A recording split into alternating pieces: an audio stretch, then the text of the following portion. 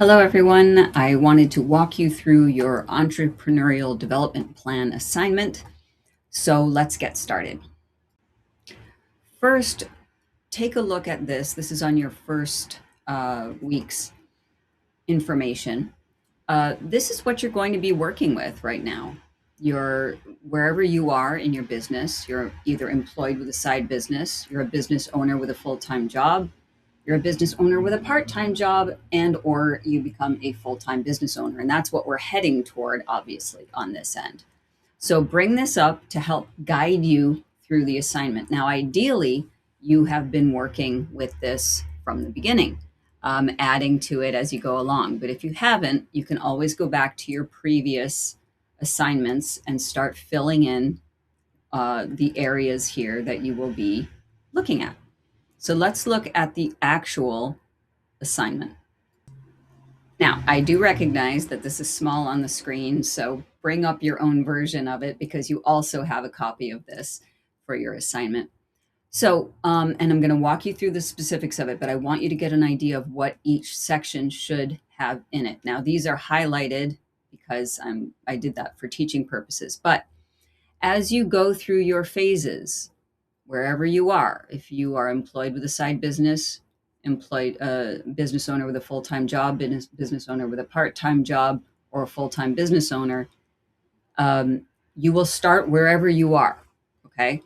And so you're going to fill in each section: entrepreneurial mindset, competency, skills. Here are some that you can look at as examples. I'm going to practice spending and saving money appropriately. I'm going to practice estimating my tax obligations, practice filtering feedback, etc. Right? I will allow you, or you can take the time to look through these yourself. But because again, you do have this document available to you to research. So I suggest really bring up the template, bring up everything so that you can get an idea of what goes in each section. So you're going to fill these out. Please have at least 2 points per section. Okay. So you're going through your skill development, employment benefits. In other words, what is the benefit of being in that section that you are there? For example, if you have a full-time job and you're just starting out, you have reliable paychecks, right? Because you're already getting paid from someone else. What is your time and energy balance, right? Well, right now my full-time employment takes priority. I'm just giving you that one example, right? But you'll see how they progress as your business takes over, your personal business. What is your financial threshold? The financial threshold is often how you know that you're ready to go to the next level. Okay, so once you've paid off personal debt, manage your credit, establish your business finances, then you're probably going to be ready to go to the next level where you can maybe go down to a part-time job while you're building your business. Saving 3 months of living expenses is a great financial threshold. And then how are you preparing for your growth? Dedicated office space within my home, whatever it is for you. Okay. So we will go over now how to manage where you are in your business. Okay. So if you are employed with a side business, in other words, you're either a full-time student or or you have some job on the side, or you're a stay-at-home parent and you're working on your side business, you can figure all that out, right? Where are you financially right now? So you may already have, you may be employed with your side business. You may already own your business, but you're working full time. You may own your business and now you've moved to a part-time job. Or you may already be working as a full-time business owner. So how are you going to do this assignment if, let's say, you're over here or over here or over here? Let's talk about that. Okay, again, I know that the screen is small here, but I think you can pretty much make it out. So here's what we're looking at. This will probably be, there is a color version of this that you can fill out if you like colors, that's fine, but this is easier for me to teach with. So you also have the option to turn in this black and white version, which is a Microsoft Word document. Okay, so what's important? Obviously, you want to fill out all of these areas depending on where you are in your business. The very first thing to do is decide, where are you? Are you employed with a side business? Are you already a business owner with a full-time job, a business owner with a part-time job, or a full-time business owner? First, figure out where you are. Okay. So, for example, if you have a full-time job and you've registered your business and you're already starting to work with it, then you fill out these 3 areas and you ignore this one. Oops.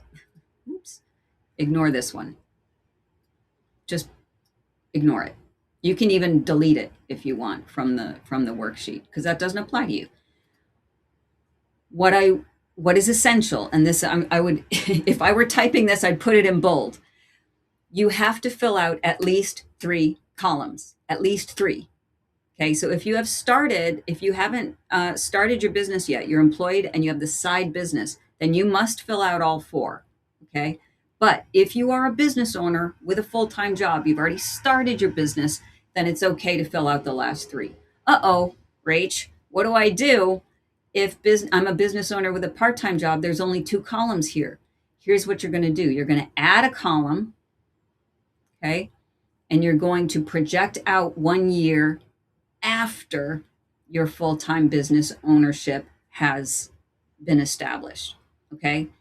And this is where we get to the goal year, but we'll get to that in a second. So I want to stress 3 columns have to be filled out.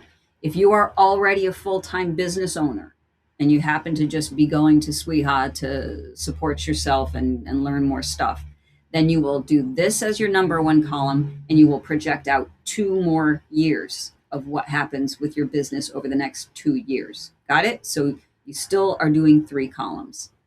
So this is where the goal year becomes so important. Don't forget to fill this out. So wherever you are, obviously that's 2026. All right. So if, let's say, you're starting as a business owner with a full-time job, 2026 will be your number. Okay. Here. Then your business owner with a part-time job. Do you think you can do that in next year? Maybe it's 2028. That's okay. Those numbers are up to you. Don't rush yourself, but be as accurate as you can be.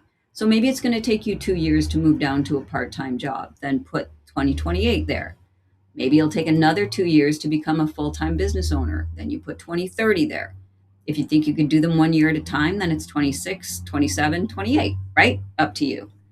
Okay, but what's important here is making sure that you put at least 2 items in each of these columns, at least 2. And you will add to them as you progress, all right?